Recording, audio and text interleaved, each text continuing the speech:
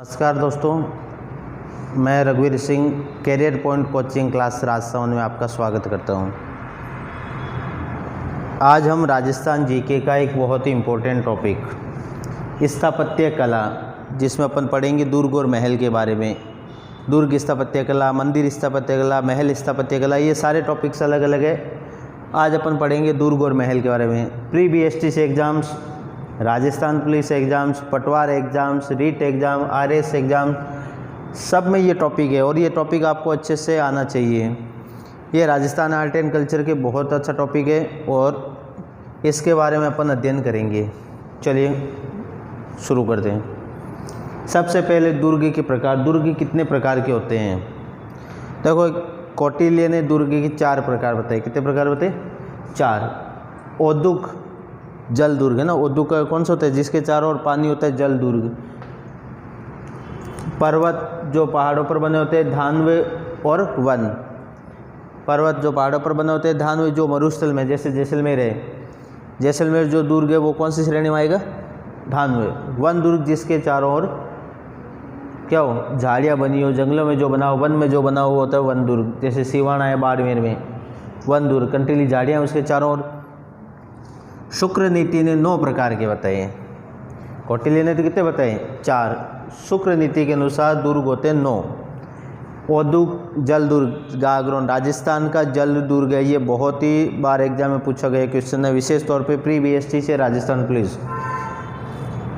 औदुक गागरोन दुर्ग है ना। पर्वत जो पहाड़ों पर बने होते हैं, जैसे रणथंभौर, मेहरानगढ़, तारागढ़ जो अजमेर, गिरी या पर्वतीय की चीज़। धान्व जो मरुस्थल में होते हैं, जैसलमेर। वन दुर्ग सिवाना, जिनको पहुंचने में कठिनाई हो या झाड़ियाँ हो जिसके चारों ओर। एरन दुर्ग, जिसके पहुंचने के लिए बहुत ही कंटीली झाड़ियाँ, पथरीला हो, जैसे चित्तौड़ वाला दुर्ग है, जालोर वाला है, बहुत कठिनाइयों का सामना करना पड़ता है। ये देखो, ये इम्पोर्टेंट चीज़ है।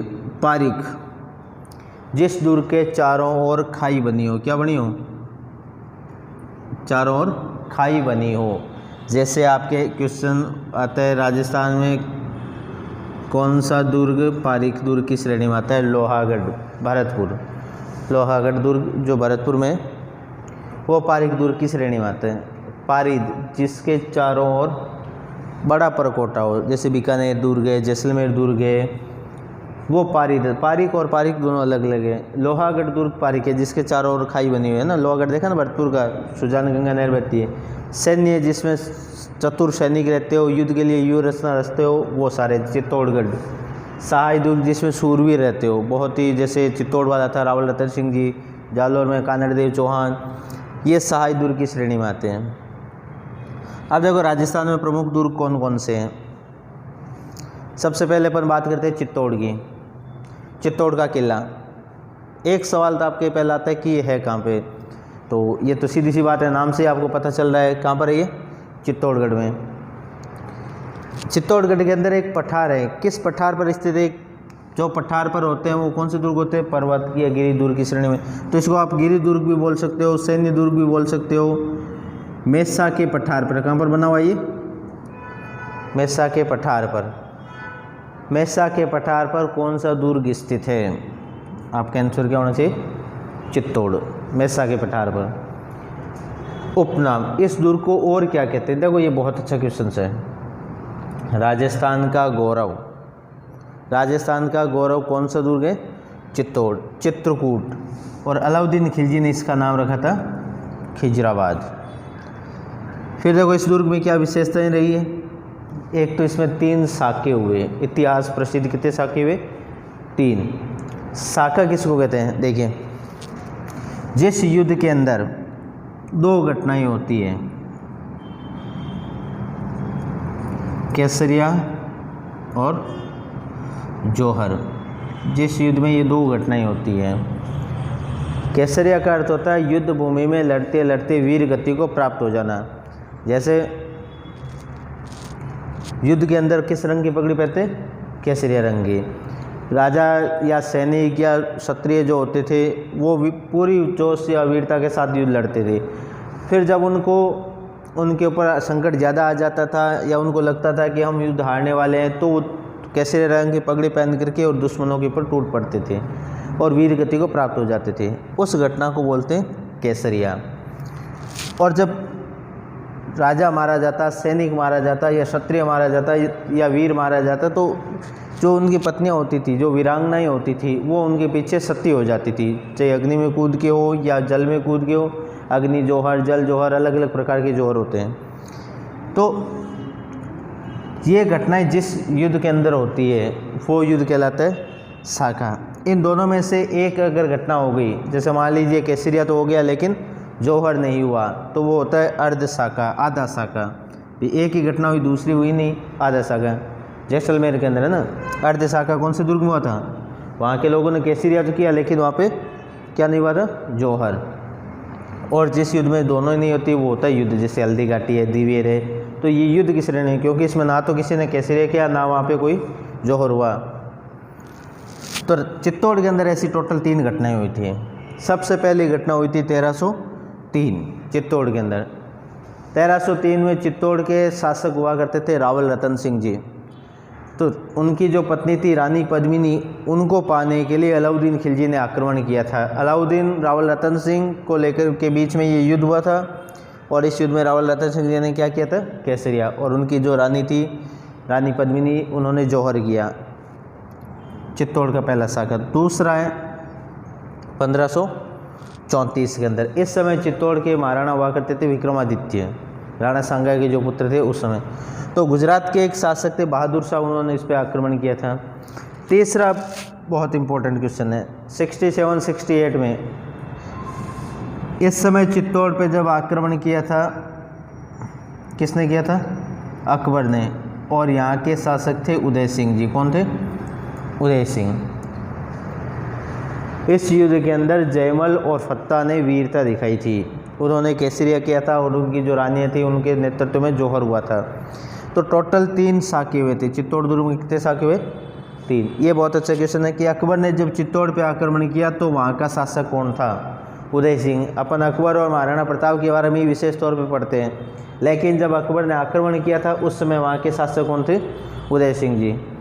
अब देखिए चित्तौड़ में दर्शनीय स्थल क्या है? चित्तौड़ जो दुर्ग है देखा होगा ना, देखा है? चलिए दर्शनीय स्थल चित्तौड़ में क्या क्या चीज़ें हैं? चित्तौड़ दुर्ग में 7 प्रवेश द्वार है। कितने प्रवेश द्वार है? 7। मुख्य पाटन पोल, ये बड़ा है प्रवेश द्वार, मुख्य प्रवेश द्वार है पाटन पोल, हनुमान पोल, राम पोल, लक्ष्मण पोल, सबसे लास्ट में है ना, ये 7 प्रवेश द्वार है। सबसे महत्वपूर्ण कौन से है? पाटन पोल। देखो एक क्वेश्चन आया था आरपीएससी एग्जाम के अंदर, 2nd ग्रेड जो आरपीएससी का एग्ज़ाम था, नवलखा दरवाज़ा किस दुर्ग के अंदर स्थित है? नवलखा दरवाज़ा, ठीक है ना, आप मुझे कमेंट बॉक्स में बताना नवलखा दरवाज़ा किस दुर्ग में स्थित है। वैसे ये सवाल आता है कि पाटन पोल किस दुर्ग का प्रवेश द्वार कहलाता है? चित्तौड़ का। और टोटल कितने इसमें? 7 प्रवेश द्वार है। अद्भुत जी का मंदिर, अद्भुत है ना, आश्चर्य करने वाले जो होते हैं। मीरा मंदिर, मीराबाई जिनको क्या कहते हैं? राजस्थान की dash dash dash, comment box में लिखें मीराबाई को क्या कहते हैं? विजय स्तंभ। ये देखो ये राजस्थान पुलिस का फिक्स क्वेश्चन है, ये हर एग्जाम में पूछता है राजस्थान पुलिस में। विजय स्तंभ कहाँ स्थित है? सीधा सा क्वेश्चन है। विजय स्तंभ कहाँ पर, कौन से दुर्ग में आता है? चित्तौड़ में। 9 मंजिला है। इसमें मूर्तियाँ लगी हुई है, इसलिए इसको कहते हैं मूर्तियों का विश्वकोश या अजायब घर, भारतीय मूर्ति कला का विश्वकोश। इसका निर्माण किसने करवाया? किसने करवाया था? राणा कुंभा ने। अब आपको ये बताना है कि ये जो विजय स्तंभ है इसका निर्माण राणा कुंभा ने किस विजय के उपलक्ष्य में करवाया था? विजय स्तंभ का निर्माण राणा कुंभा ने किस विजय के उपलक्ष्य में करवाया था? कमेंट बॉक्स में बताइए मुझे। उसके पास में जैन कीर्ति स्तंभ, श्रृंगार चौरी, सतबीस देवरी, ये एक जैन मंदिर है। सतबीस देवरी। संत रैदास जो मीराबाई के गुरु हुआ करते थे, संत रैदास की छतरी कौन से दुर्ग में आती है? चित्तौड़। तुलजा भवानी मंदिर, देखो इसके बारे में एक बहुत अच्छा क्वेश्चन आता है। तुलजा भवानी मंदिर, इसका निर्माण किसने करवाया था? बता सकते हैं आप में से कोई? तुलजा भवानी मंदिर का निर्माण किसने करवाया? कमेंट में बताएं तुलजा भवानी मंदिर का निर्माण किसने करवाया? इसका निर्माण पूछ सकते हैं। पद्मिनी महल, झाला बावड़ी। देखो इस दुर्ग के अंदर जल स्रोत है ना, पानी के, कृषि की जाती है, लिविंग फोर्ट है, ये इसकी विशेषता है इस चित्तौड़ दुर्ग की। एक वहाँ पे झाला बावड़ी बनी है, झाला बाव या झाली बाव बोलते हैं ना, उदय सिंह जी की जो झाली रानी थी उन्होंने बनाई थी, इससे झाली बाव, झाला बावड़ी कुछ भी लिखा जाएगा ना। भीमलत बड़ा तालाब बना हुआ है वहाँ पे, हाथी कुंड बना हुआ है। तो ये सारी चीज़ें हैं चित्तौड़ दुर्ग के अंदर। झाला बावड़ी कहाँ स्थित है, अगर आपको सीधा पूछ ले, जैसे नवलखा बावड़ी है, रानी जी की बाव है, वैसे ही झाला बावड़ी। भामाशाह हवेली, हिंगलू आहाड़ा के महल, हिंगलू आहाड़ा के महल किस दुर्ग में, चित्तौड़। इसके अलावा चित्तौड़ के बारे में एक कहावत है ना, गढ़ तो चित्तौड़गढ़ बाकी सब गढ़ैया। सबसे अच्छा गढ़ है, बहुत अच्छा बना हुआ है, आप घूमने जाना ज़रूर देखने के लिए, बहुत अच्छा दुर्ग है ये। चलिए नेक्स्ट बात करें अपन कुंभलगढ़ की। वही पहला सवाल तो यह था कि ये है कहाँ पर कुंभलगढ़। कुंभलगढ़ कहाँ पर आता है, राजसमंद जिले में, राजसमंद जिले में। देखो राजसमंद जिले में पहाड़ियाँ कौन कौन सी है, ये देखो पहाड़ियों के नाम याद रखना, कई बार इनके उपनाम पूछ लेते हैं कुंभलगढ़ के। नील, श्वेत, हेमकूट, निषाद, हिमवत, ये जो पहाड़ियाँ हैं, इन पहाड़ियों के ऊपर मिलाकर के ये दुर्ग बनाया गया है कुंभलगढ़ दुर्ग। मैसा के पठार पे कौन सा दुर्ग था, चित्तौड़। चित्तौड़ दुर्ग कहाँ पर विस्तृत था, मैसा के पठार पे। नील, श्वेत, हेमकूट, निषाद, हिमवत किस दुर्ग के बारे में कहा जाता है, किस दुर्ग का नाम है, ये सारे उपनाम के रूप में पूछ सकते हैं। या इन पहाड़ियाँ, ये पहाड़ियाँ कहाँ स्थित है, सीधा सवाल पूछ सकते हैं। नील, श्वेत, हेमकूट, निषाद, हिमवत पहाड़ियाँ कहाँ स्थित है, कहाँ पर है, राजसमंद जिले में, कुंभलगढ़। उपनाम इसको क्या कहते हैं, कुंभलमेरु, एस्ट्रोकसन जो कहते हैं, है ना, जेम्स टोड ने इसको ये संज्ञा दी थी। अब देखो मेवाड़ और मारवाड़ की सीमा पर है ना, ये जो दुर्ग है कौन सी सीमा पर है, मारवाड़ और मेवाड़ की सीमा पर। इस दुर्ग के पीछे की साइड जब आप देखोगे तो पाली जिला स्टार्ट हो जाता है, पाली आता है किसमें, मारवाड़ में, और इधर राजसमंद है, राजसमंद के साथ है मेवाड़। तो मेवाड़ और मारवाड़ की सीमा पर कौन सा दुर्ग स्थित है, कुंभलगढ़, मेवाड़ और मारवाड़ की सीमा पर। अब देखो इसमें क्या क्या देखने लगे, देखा है ना कुंभलगढ़, गए होंगे घूमने। चलिए इसमें एक तो है कटारगढ़ महल, इसको बादल महल भी कहते हैं, पैलेस ऑफ लाइट भी कहते हैं, कटारगढ़ महल। इससे पूरा मेवाड़ दिखता है, सबसे ऊपरी पर बना हुआ है बादल महल। मेवाड़ की आंख किस, है ना, इसी महल के अंदर किसका जन्म हुआ था, हमारे आदर्श, हमारे वीर योद्धा महाराणा प्रताप। प्रताप का जन्म किस दुर्ग में हुआ, प्री BST से एग्जाम में ऐसे सवाल पूछे जाते हैं। दुर्ग पूछे तो कुंभलगढ़, महल पूछे तो उस महल, कुंभलगढ़ के अंदर एक महल बना हुआ है कटारगढ़ महल, वहाँ पे तो पूरा मेवाड़ दिखता है, इसलिए इसको कहते हैं मेवाड़ की आंख, या इसको बादल महल भी कहते हैं। महाराणा प्रताप का जन्म किस महल में हुआ था, कौन सा महल है, कटारगढ़। किस दुर्ग में हुआ, कुंभलगढ़। कब हुआ ये आप मुझे कमेंट बॉक्स में बताएं, महाराणा प्रताप का जन्म कब हुआ, क्योंकि वीर पुरुष से इनके बारे में आपको जानकारी होनी चाहिए।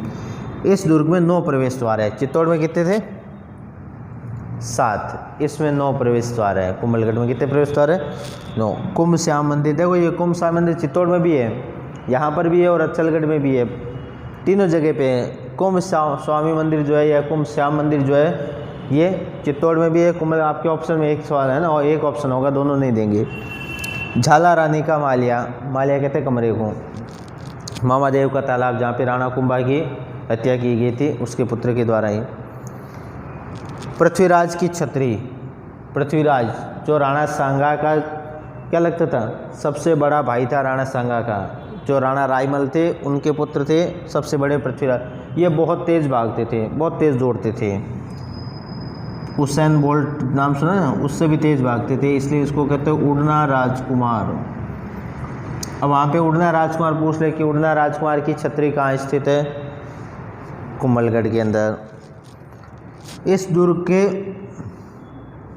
जो दीवार है, सबसे बड़ी दीवार है विश्व के अंदर चाइना की, the great wall of China है ना। दूसरी सबसे लंबी दीवार है कुंभलगढ़ की, कितनी है, 36 किलोमीटर। 8 घोड़सवार एक साथ चल सकते, इतनी चौड़ी रो, बड़ी लंबी है ना, ये बहुत अच्छी है, देखी होगी आपने। तो कुंभलगढ़ दुर्ग के दीवार की लंबाई कितनी है? 36 किलोमीटर। देखो ये बहुत अच्छा क्वेश्चन है, इसको आप नोट करें इस चीज़ को आप। टोंटियों का होड़ा, दानी वटा और टीडी वारी, ये क्या है? ये कुंभलगढ़ तक पहुंचने के अलग अलग रास्तों के नाम हैं। आप ये जो पश्चिम की तरफ जाता है उसको बोलते हैं टीडी वारी, पूर्व की तरफ जाता है उसको दानी वटी, उत्तर की तरफ जाता है उसको टोंटियों का होड़ा बोलते हैं। तो आपको सीधा पूछेंगे कि ये है क्या, या कौन से दुर्ग में स्थित हैं? ये रास्ते हैं मार्ग के अलग अलग दिशा में जाने के, टोंटियों का होड़ा, दानी वटा और टीडी वारी। देखो कुंभलगढ़ के बारे में एक बहुत अच्छा क्वेश्चन आता है। कुंभलगढ़ पर अधिकार करने वाला एकमात्र मुस्लिम आक्रांता कौन था? एकमात्र मुस्लिम आक्रांता कौन था? शाहबाज खान। बाकी कुंभलगढ़ 1578 में कुंभलगढ़ राजस्थान का अजय दुर्ग माना जाता है ना। जैसे अगर सीधा पूछे राजस्थान का अजय दुर्ग कौन सा है, तो आपका जवाब क्या होना चाहिए? लोहागढ़, भरतपुर में। लेकिन अगर कई बार ऑप्शन में क्या लोहागढ़ नहीं देते हैं कि राजस्थान का अजय दुर्ग, अब लोहागढ़ दिया नहीं, सेकंड ऑप्शन आपका क्या सही होना चाहिए?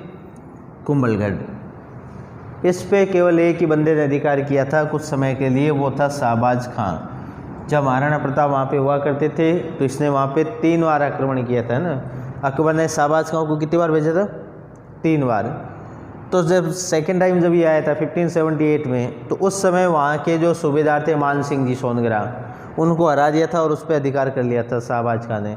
कुंभलगढ़ को जीतने वाला एकमात्र आक्रांता कौन था? शाहबाज खान। ठीक है ना।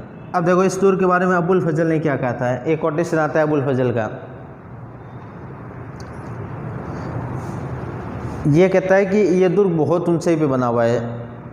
यह दुर्ग इतनी बुलंदी पर, इतनी ऊंचाई पर बना हुआ है कि नीचे से ऊपर देखने पर सिर की पगड़ी गिर जाती है। आप ऐसे ऊपर देखोगे तो नीचे पगड़ी गिर जाती है, इतना ऊंचाई पे बना हुआ है, इतनी ऊंचाई पे बना हुआ है। तो नीचे से ऊपर देखने पर सिर की पगड़ी गिर जाती है। किस दुर्ग के बारे में कहा जाता है? कुंभलगढ़ के बारे में। चलिए आप इस वीडियो को लाइक करें, शेयर करें, अपने दोस्तों को बताएं। अपन सारे दुर्ग के बारे में पढ़ेंगे, सारे महल के बारे में पढ़ेंगे, एक एक टॉपिक को पढ़ेंगे। राजस्थान पुलिस, पटवारी और प्री BSTC एग्जाम्स जो है उनके लिए तो ये विशेष तौर पे टॉपिक है। इस टॉपिक को आप अच्छे से पढ़ें और घर पे रहें, सुरक्षित रहें, सरकार की जो पालना है, गाइडलाइन है उसका पालन करें, निर्देशों का पालन करें और अपनी पढ़ाई को जारी रखें। देखिए अगर आपको सफल होना है, सक्सेस होना है, तो आप निरंतर प्रयास करिए। आपके एग्ज़ाम कब होंगे, क्या होंगे, ये सरकार तय करेगी।